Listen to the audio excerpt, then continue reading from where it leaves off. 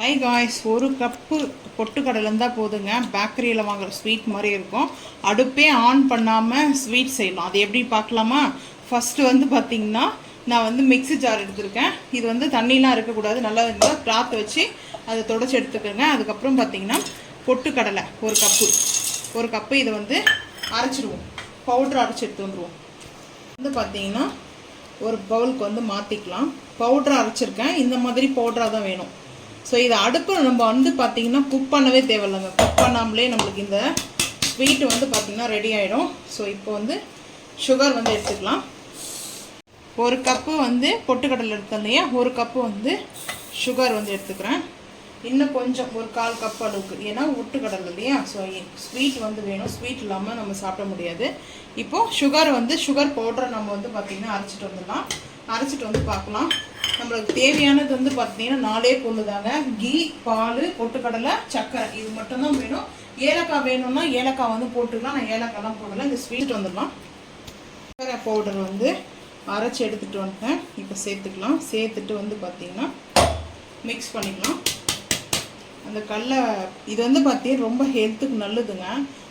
இந்த குஸ்தி பண்ணுறவங்கலாம் இந்த பொட்டுக்கடலை லட்டாக செஞ்சு கொடுப்பாங்க. அந்த குஸ்தி பண்ணுறதுக்கு அந்த நல்ல வில் பவர் கிடைக்கும் சொல்லுவாங்க. ஸோ இது ட்ரை பண்ணி பாருங்கள். நீங்கள் வேணும்னா குழந்தைங்களுக்கு, இப்போ இருக்கிற குட்டீஸுங்களுக்கு செஞ்சு கொடுங்க. ஸோ ஹெல்த்தியான ஸ்வீட் தான் இது. பவுடர் நம்ம சேர்த்தாச்சியா. ஸோ இப்போ பார்த்தீங்கன்னா கீ 1 ஸ்பூன் நெய். இது கம்பல்சரி நெய் தாங்க செய்ய முடியும். நான் இன்னும் கொஞ்சம் நெய் சேர்த்துக்கிறேன். நெய்யோடைய ஸ்மெல்லோடைய அது சாப்பிடும்போது நல்லாயிருக்கும். அது இல்லாமல் பார்த்திங்கன்னா நம்மளுக்கு மெயினாக அந்த குஸ்தி பண்ணுறவங்களாம் நெய் அதிகமாக ஆட் பண்ணுவாங்க. ஸோ நல்லா அது பார்த்திங்கன்னா ஓவராக சாப்பிடக்கூடாது இல்லையா, கொஞ்சமாக எடுத்துக்கிறதுனால தப்பு இல்லை. ஸோ இப்போ பார்த்திங்கன்னா ஒரு டம்ளர் பால் மிக்ஸ் பண்ணிக்கலாம். இந்த நெய்யோடு சேர்த்து இதை நெய் நம்ம மெல்ட் பண்ணி கூட சேர்த்துக்கலாம். நான் அப்படியே சேர்த்துட்டேன். இது கொஞ்சம் இந்த மாதிரி நல்லா மிக்ஸ் பண்ணிவிட்டு அதுக்கப்புறம் பார்த்திங்கன்னா பால் கொஞ்சம் கொஞ்சமாக ஊற்றி நம்மளுக்கு பால்ஸ் மாதிரி வரணுங்க. இலகிடக்கூடாது மெயினாக. அதுதான் பார்த்திங்கன்னா, ஏன்னா சர்க்கரை பார்த்திங்கன்னா லைட்டாக தண்ணி பட்ட உடனே அது கரைய ஆரம்பிக்கும்.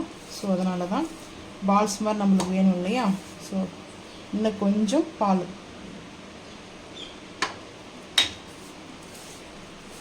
இந்த பால்ஸ் ரெடி பண்ணிட்டு பார்க்கலாம்.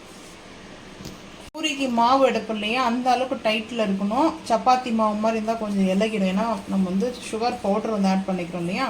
ஸோ இந்த அளவுக்கு பதம் இருந்தால் போதும். இப்போ நம்ம பால்ஸ் மாதிரி பண்ணிக்கலாம். தேவையான அளவுக்கு பார்த்திங்கன்னா சின்ன சின்னதாக பார்த்திங்கன்னா பால்ஸ் பண்ணிக்கலாம். இந்த ஸ்வீட் பார்த்திங்கன்னா செஞ்சு முடிச்சுட்டு நான் பார்த்திங்கன்னா மேலே டெக்கரேட்க்கு பார்த்திங்கன்னா லவங்கம் வச்சுருக்கேன். ஸோ டேஸ்ட்டு சூப்பராக இருக்குங்க. இது லட்டாக செஞ்சு கொடுக்கலாம். நம்மளுக்கு வேணும்னா பிளாட் பண்ணிட்டு டைமண்ட் ஷேப்பில் கூட கட் பண்ணலாம். இப்போ எனக்கு டைம் இல்லை. ஸோ அதனால் நான் இந்த மாதிரி சைஸில் வச்சுருக்கேன். இது பார்த்திங்கன்னா சைடில் நம்ம டிசைன் போடலாம். சூப்பராக இருக்கும். ஆனால் பார்த்திங்கன்னா சாஃப்டாக இருக்குது பாருங்கள், எவ்வளோ சூப்பராக சாஃப்டாக இருக்குது. ஸோ டேஸ்ட் அல்டிமேட்டாக இருக்குது. நீங்களும் இதே மாதிரி செஞ்சு சாப்பிட்டு மறக்காமல் கமெண்ட் பண்ணுங்கள். ஸோ இந்த வீடியோ பிடிச்சா லைக் பண்ணுங்கள், ஷேர் பண்ணுங்கள், சப்ஸ்கிரைப் பண்ணுங்கள், பெல் ஐக்கானை கிளிக் பண்ணுங்கள், மறக்காமல் சேனல் ஃபாலோ பண்ணுங்கள்.